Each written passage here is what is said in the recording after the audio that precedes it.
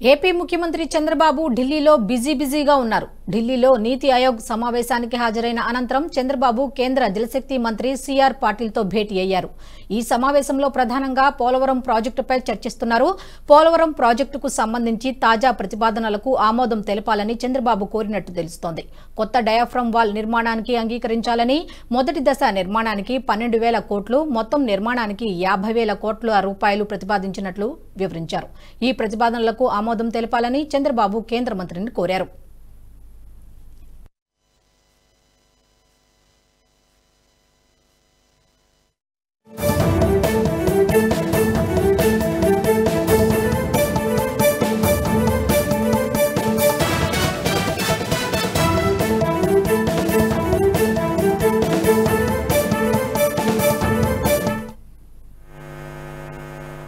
AP ముఖ్యమంత్రి చంద్రబాబు ఢిల్లీలో బిజీగా ఉన్నారు. ఢిల్లీలో నీతి ఆయోగ్ సమావేశానికి హాజరైన అనంతరం చంద్రబాబు కేంద్ర జలశక్తి మంత్రి సిఆర్ పాటిల్తో భేటీ అయ్యారు.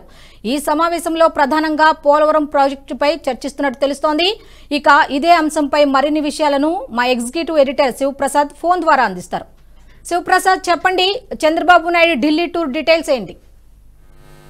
ఢిల్లీ టూర్ ప్రధానంగా నీతి ఆయోగ్ కి సంబంధించినటువంటి సమావేశానికి ఇవాళ హాజరు కావడానికి చంద్రబాబు నిన్న రాత్రి బయలుదేరి ఢిల్లీ వెళ్లారు. నీతి ఆయోగ్ సమావేశంలో ఆయన పాల్గొన్నారు. ఇవాళ పాల్గొన్న సందర్భంగా ఆంధ్రప్రదేశ్ రాష్ట్ర పరిస్థితి, రాష్ట్రానికి సంబంధించినటువంటి జరిగినటువంటి అప్పులు, లేకపోతే ఆదాయం, ఇప్పుడున్నటువంటి పరిస్థితులు, ఎంత దుర్వినియోగం జరిగింది, తదితర అంశాలన్నీ కూడా నీతి ఆయోగ్ లో చేసినటువంటి ప్రసంగంలో ఆయన స్పష్టం చేశారు. రాష్ట్రానికి రాజధాని లేనటువంటి పరిస్థితి ఒకవైపు, మరోవైపు పోలవరం ఇంకా పూర్తి కాలేదు, మిగిలినటువంటి అనేక రకాలైనటువంటి అంశాలు, రోడ్లు, ఆర్థిక పరిస్థితి, తదితర అంశాలన్నీ కూడా దాంట్లో ప్రస్తావించారు. అయితే ఈ నీతి ఆయోగ్ సమావేశం అంతా పూర్తి అయిపోయిన తర్వాత ఆయన జలశక్తి శాఖ మంత్రి పాటిల్ని కలిసి పోలవరం పునర్నిర్మాణం, అట్లాగే డయాఫ్రమ్ వాల్ ని పూర్తిగా డయాఫ్రమ్ వాల్ వర్క్ చేయడానికి వీలు లేకుండా పాడైపోయింది కాబట్టి, డయాఫ్రమ్ వాల్ నిర్మాణం సరిగ్గా జరగలేదు కాబట్టి డయాఫ్రమ్ వాల్ నిర్మాణానికే దాదాపు 12,000 కోట్ల రూపాయలు ఖర్చు అయ్యేటటువంటి అవకాశం ఉంది. కాబట్టి ముందుగా తొలి విడతగా 12,000 కోట్ల రూపాయలు పోలవరంకి డయాఫ్రమ్ వాల్ నిర్మాణానికి అనుమతించాలని, శాంక్షన్ చేయాలని చెప్పి ఆయన జలశక్తి శాఖ మంత్రిని కోరారు. అట్లాగే మొత్తం మీద పోలవరం పూర్తవడానికి దాదాపు 50,000 కోట్ల ఖర్చు అవుతుంది కాబట్టి వాటికి సంబంధించినటువంటి శాంక్షన్స్ కూడా చేయాలని చెప్పి పాటిల్ని ఆయన కోరారు. దీనికి మంత్రి సుముఖంగా స్పందించినట్టుగా తెలుస్తోంది. మిగిలినటువంటి అంశాలన్నీ కూడా ఇంకా తెలియాల్సినటువంటి పరిస్థితి ఉంది.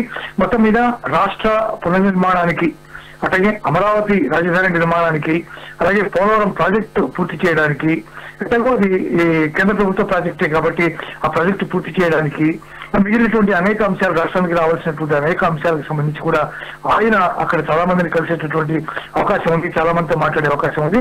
ముఖ్యంగా ఇది పోలవరం ప్రాజెక్టు అత్యంత ప్రధానమైనటువంటి ప్రాజెక్టు కాబట్టి ఇప్పటికే చాలా రకాలైనటువంటి ఇబ్బందులు దానివల్ల ఎదుర్కొంటున్నాం కాబట్టి దాన్ని త్వరగా పూర్తి చేయాలనేటటువంటి లక్ష్యంతో ఉన్నటువంటి ముఖ్యమంత్రి ఈ విషయంలో ఎక్కువ కాన్సన్ట్రేట్ చేసినట్టుగా మనకి తెలుస్తుంది. 12,000 కోట్లు ఏదైతే అడిగారో అది ఇవ్వడానికి కూడా దాదాపు సుముఖత వ్యక్తం చేసినట్టుగా సమాచారం. మనిషి ఓకే, థ్యాంక్ యూ శివప్రసాద్.